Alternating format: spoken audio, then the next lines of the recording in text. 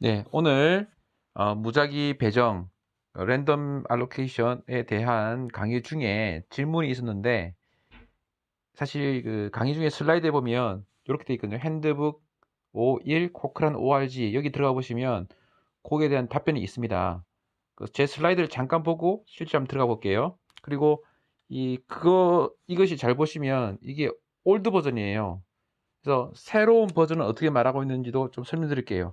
사실 이게 오늘 강의의 주된 내용은 아니고 어떻게 보면 메타 분석에서 랜더미제이션과 이걸 어떻게 보고 있는지에 대한 관점이거든요. 그러니까 오늘 강의의 약간 사이드 측면이죠. 근데 질문이 들어오셔가지고 또 강의 중에도 다루기도 했기 때문에 보충 설명드리겠습니다.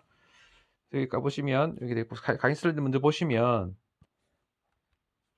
이런 내용 1, 2, 3, 4, 5, 6 이런 것들에 대한 글을 이제 한글로 설명했고 뭐 각각이 이렇게 예를 들어서 설명했거든요. 무작위 배정에 대해서 특별히 다 했고 3, 4, 6번에 대해서는 이렇게 했어요. 그 다음에 이게 이제 두 번째 툴이 따로 있거든요. 그런데 이제 그건 빼고 우선 요거를 한번 더 요거를 한번 더 자세히 보겠습니다. 그래서 아까 말씀드린 요 주제를 들어가시면 이게 상당히 체계적으로 잘 돼 있어요. 그래서 질문 주신 게 뭐냐면 여기 가보시면 셀렉션 바이어스는 뭐냐? 셀렉션 바이어스에 해당되는 것이 랜덤 시퀀스 제너레이션이에요. 그 중에 하나가 랜덤 시퀀스 제너레이션이고 두 번째가 알로케이션 컨실먼트예요. 이 두 개가 셀렉션 바이어스 들어가고 알로케이션 컨실먼트에 해당되는 내용들을 제가 예를 들어 설명드렸죠. 여기 예제도 나와 있을 거예요. 그 다음에 퍼포먼스 바이어스가 이 환자에게 치료가 잘 전달되는 것을 퍼포먼스를 보는 거죠. 그 중에 이게 블라인딩이 중요해요. 그 환자와 그 치료자, 퍼스넬, 그 의사나 간호사나 또 물리치료사나 뭐 운동치료사나 뭐 심리치료사나 이런 사람도 있겠죠. 그 사람들이 갖고 있는 그 블라인딩을 보는 거죠. 만약에 블라인딩이 잘 안 됐으면 이제 아무래도 좀 더 관심을 더 갖게 되고 뭐 친절한 말을 하게 되고 뭐 이러다 보니까 이제 더 치료가 더 달라질 수 있겠죠. 그걸 보는 것이 퍼포먼스 바이어스고, 그다음에 디텍션 바이어스가 그 아웃컴 어세스먼트를 하는 사람의 바이어스. 그러니까 1년 뒤에 평가하는 사람들, 뭐 이런 사람들이죠. 그 사람들이 바이어스가 되는 거죠. 그다음에 앞쪽에 보시는 것이 어트리션 바이어스가 뭐냐면 감소, 자연 감소되는 거죠. 그래서 팔로우 로스라든지 이렇게 생기는 거예요. 또는 팔로우 로스는 되지 않았는데 그 사람이 뭐 이제 측정, 뭐 자료는 그 환자는 오는데 약을 안 먹었어. 또는 이제 뭐 중단했어. 뭐 이럴 때는 사실은 그 자료를 쓸 수 있을까 없을까 뭐 이런 것들에 대한 고민을 하게 되죠. 그다음에 셀렉티브 리포팅 이거에 대해서 질문이 많았는데요. 이것도 상당히 중요하죠. 상당히 중요합니다. 이것이 이 다른 표현을 보면 가장 중요한 문제 중에 하나일지도 모른다. One of the most 뭐 어쩌고저쩌고 그런 표현이 있더라고요. 셀렉티브 바이어스, 그러니까 논문과 논문 사이에 통계적으로 의의가 있는 논문만 발표되는 그것도 보통 그 셀렉티브 리포팅이라고 생각할 수 있는데, 그게 아니라 한 논문 안에서 이제 어떤 아웃컴이 여러 개 있는데 그 중에서 통계적 의의가 있는 것만 발표하는 거죠. 그런 것도 문제가 되거든요. 그리고 관계된 내용이 여기 있네요. 여기 보면 이런 내용이 있는데 보면 maybe one of the most substantial bias. 그래서 가장 이 보면 within study publication bias. 그 한 논문 내에 출판 바이어스인 거죠. 라고 부르기도 하고, 또는 셀렉티브 리포팅이라고 부르기도 하고, 아웃컴 리포팅 바이어스. 여러 아웃컴이 있는데 의미 있는 아웃컴만 발표되는 리포팅이라고 해서 그거를 리포팅 바이어스로 하는 거예요. 보통 퍼블리케이션 바이어스라고 알고 있는 게 있거든요.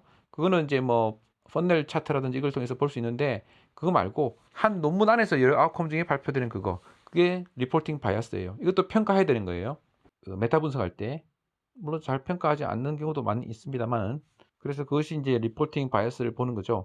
이 또 보시면 이 각각에 대해서 어떻게 해서 이 잘 보는지도 잘 나와 있어요. 아주 자세히 나와 있어요. 이걸 셀렉티브 리포팅 어떻게 봐야 되나 이것도 나와 있거든요. 그다음에 다른 바이어스도 좀 있죠. 예를 들면 여기 없는데 하여튼 크로스오버 디자인 같은 게 있죠. 한 약을 먹고 와시아웃 하고 다시 또 다른 약을 먹는데 그때는 캐리 오버 이펙트가 생길 수도 있고, 또는 뭐 어떤 경우는 약 2개를 막 섞어 먹는 경우도 있거든요, 환자들이. 또는 약을 먹는데 알아서 자기가 다른 약을 사 먹는 거예요. 뭐 이런 식의 그런 것도 바이어스가 되겠죠. 자, 그런데 요게 보면 이게 올드 버전이거든요. 그 새로운 버전, 현재 버전은 여기에 있다. 트레이닝 코크란 ORG 핸드북 커런트 있는데, 이것도 제가 강의 중에 설명했습니다. 링크 주소를 달아드렸어요. 슬라이드 보시면 나오는데, 거기 보시면 가보겠습니다. 거기 가보시면 제가 미리 찾아놨어요. 8에 있고 Assessing Risk of Bias in Randomized Trial이라고 되어 있고, 여기 보면 뭐 좀 이런 내용이 있습니다. 그것이 이제 ROB2예요. 그러니까 Risk of Bias 1이 있었고, 이게 ROB2가 이제 최신 거죠. 그래서 ROB2도 사실 공부할 필요가 있습니다. 보면 여기 ITT와 per 프로토콜 PP가 있잖아요. 이거 제가 곧 강의한다고 말씀드렸죠. 이것도 알고 보면 아무것도 아니에요. 이걸 잘 이해 못 하시는 분도 많지만 ITT와 PP에 대해서 강의하겠습니다. 강의 들어주시고요. 그거 말고 오늘 하고자 하는 것은, 이게 또 ITT와 PP가 상당히 많이 나옵니다. 여기도 나오고, 그 콘솔트에서도 엄청 자주 이 단어가 엄청 자주 등장해요. 여기도 여러 번 나오고 있네.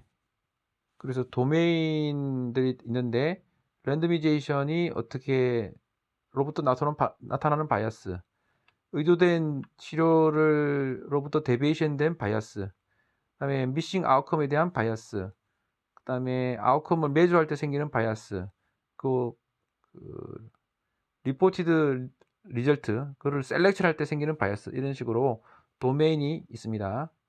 그 각각 도메인에 대해서 뭐 여러 가지 퀘스천이 있고, 그 답을 달고 있게 돼 있죠. 그러니까 요 이름이 이렇게 나눠지게 되고, 요거는 이제 셀렉션 바이어스, 그다음에 퍼포먼스 바이어스, 디텍션 바이어스, 어트리션 바이어스, 이것들은 과거 버전에 있던 그 리스크 바이어스 1에 해당되는, 당신은 1이라고 부르지 않았지만 그때 쓰는 용어라고 할 수 있겠고, 이제 용어는 이렇게 용어를 쓰지 않고 이런 식으로 용어를 이제 바꿔서 사용하고 있네요. 그래서 그걸 각각을 좀 자세히 살펴보면, 첫 번째 게 bias arising from the randomization process잖아요. 8-3에 있어서 그 8-3을 자세히 보면 알 수 있고, 그 다음에 두 번째가 risk bias due to deviation from intended treatment, 이에 대한 그게 자세히 또 나와 있는 거죠. intended treatment에서 나온 것이 8-4, 그 다음에 8-5는 이렇게 missing outcome, 이렇게 되어 있습니다. 보면 이 상태에서 보시면 뭐 per 프로토콜이라든지 ITT라든지 로스트 팔로업이나 드랍아웃 같은 이야기도 많이 나오고 있습니다. 그래서 이런 내용들을 영어로 돼서 좀 그렇지 금방 이해할 수 있을 것 같습니다. 그래서 링크 주소는 우선 요거 제가 가르쳐드린 요거를 하시고, 여기서 가시면 최신 버전이 또 있거든요. 이 링크를 따라가시면 되겠습니다.